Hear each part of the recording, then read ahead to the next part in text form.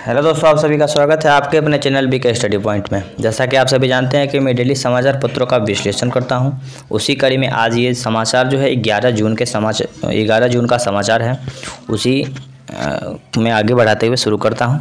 तो आइए, सबसे पहला न्यूज़ क्या है आपको बता दूं कि स्वर्ण विजेता मुक्केबाज डिंको सिंह का निधन। एशियाई खेल में स्वर्ण पदक विजेता भारतीय मुक्केबाज को नई दिशा देने वाले डिंको सिंह का लीवर कैंसर से गुरुवार को निधन हो गया। वह 42 साल के थे। 2017 में इस बीमारी से जूझ रहे थे। उनके परिवार में पत्नी बाबई नागनगोम तथा उनका बेटा एक और बेटी है। बस ये आपको जानना है कि ये डिंको सिंह का निधन हुआ। यहाँ पे एक न्यूज़ है, छोटी सी न्यूज़ है, इसको लेना मैं नहीं चाहता था, लेकिन ये न्यूज़ इंपॉर्टेंट है, अच्छा न्यूज़ है, देख लेते हैं। ये परीक्षा का दृष्टिकोण से नहीं है, लेकिन जानना जरूरी है। केंद्रीय विद्यालय के भी पहली कक्षा के लिए 23 जून को लॉटरी लगाएगी। जैसे एडमिशन के लिए लॉटरी लगाती है, बहुत सारे लड़के उसमें अप्लाई करते हैं और लॉटरी के अनुसार उसका सिलेक्शन की जाती है, क्योंकि कोविड के कारण उसका एग्ज़ाम अभी फिलहाल नहीं होगा। KVS यानी केंद्रीय विद्यालय संगठन ने पहली कक्षा में दाखिल के लिए लॉटरी 23 जून को रखी है। उसी दिशा में पहली सूची भी आएगी, उसी दिन पहली सूची आएगी। दूसरी और तीसरी सूची क्रमशः 30 जून और 5 जुलाई को जारी होगी। कोरोना की वजह से मार्च में होने वाली परीक्षा की प्रक्रिया टाला गया था। ये न्यूज़ इम्पोर्टेंट है क्योंकि ये परीक्षा के दृष्टिकोण से भी इम्पोर्टेंट है, क्योंकि ये इस तरह का 140 साल के बाद जब हुई है, 140 साल बाद 10 वर्षीय जनगणना पर ब्रेक लगी।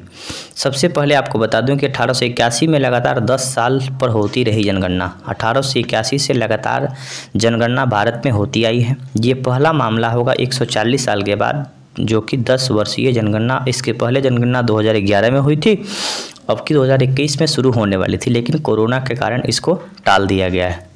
आपको बता दें, यहाँ पे 1-2 पॉइंट है जो कि हम लोगों को जानना जरूरी है कि कोरोना महामारी के कारण देश में 1881 के बाद पहली बार करीब 140 साल बाद 10 वर्षीय जनगणना पर ब्रेक लगी है। अब जो जनगणना होगी उसके अनुमान के आधार पर कहा जा रहा है कि आंतरिक गृह मंत्रालय ने 26 मार्च 2019 को भारत में जनगणना कराने की अधिसूचना जारी कर दी थी। इस आधार पर मार्च 2021 के पहले दिन मध्य रात्रि से जनगणना किया जाना था। पहला अवसर था जिसमें मोबाइल एप्लीकेशन के आधार पर घरों की सूची तैयार करनी थी। जनगणना की जानी थी। जानकारों का कहना है कि कोरोना महामारी के कारण निर्धारित समय पर जनगणना नहीं हुई।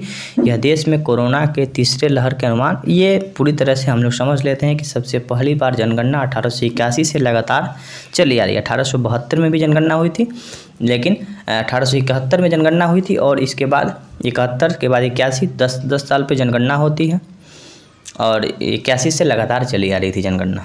यहाँ पे ये न्यूज़ है, देख लेते हैं। यहाँ जानना आवश्यक है 2 चीज़।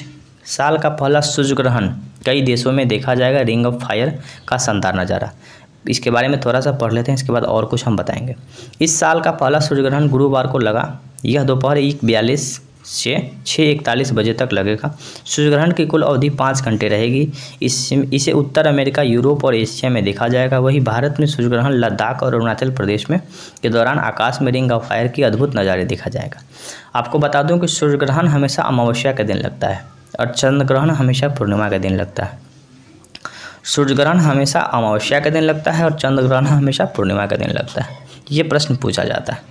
जगन्नाथपुरी रथ यात्रा, यहाँ देख लेते हैं कि जगन्नाथपुरी रथ यात्रा में इस साल भी श्रद्धालु शामिल नहीं होंगे। पिछले साल भी कोविड के कारण इसको रद्द कर दिया। कोरोना महामारी के कारण इस साल भी उड़ीसा की पुरी जगन्नाथ मंदिर, सबसे पहले देख लेते हैं कि जगन्नाथ मंदिर कहाँ है, तो उड़ीसा में है।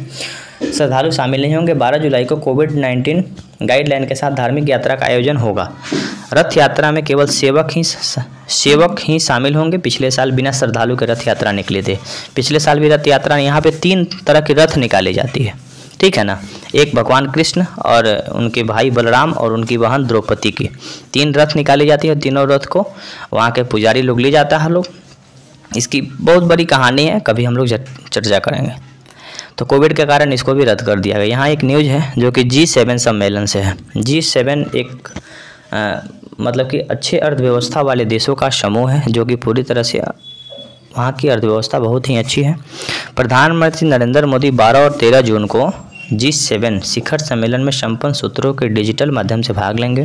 G7 का अभी अध्यक्ष, ये प्रश्न पूछा जा सकता है कि G7 का वर्तमान अध्यक्ष तो ब्रिटेन होगा। ब्रिटेन ने भारत, ऑस्ट्रेलिया और दक्षिण कोरिया और दक्षिण अफ्रीका को शिखर सम्मेलन में आमंत्रित किया।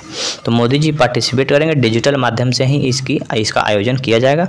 तो मुझे विश्वास है कि आज ये छोटा सा न्यूज़ आपके पास पहुँचा और दिन प्रतिदिन इसमें कुछ ना कुछ परिवर्तन की जाएगी। अभी थोड़ी सी वीडियो आपको उतनी अट्रैक्टिव, आकर्षक नहीं लगेगा, लेकिन धीरे धीरे मैं इसमें परिवर्तन करूँगा। तो बने रहिए मेरे साथ, दोस्तों के साथ शेयर करिए, कमेंट करिए ताकि इसमें मैं और सुधार करूँ। और जो भी टॉपिक पे वीडियो बनाना हो कमेंट करें, मैं ज़रूर वीडियो बनाऊँगा। धन्यवाद, फिर मिलते हैं।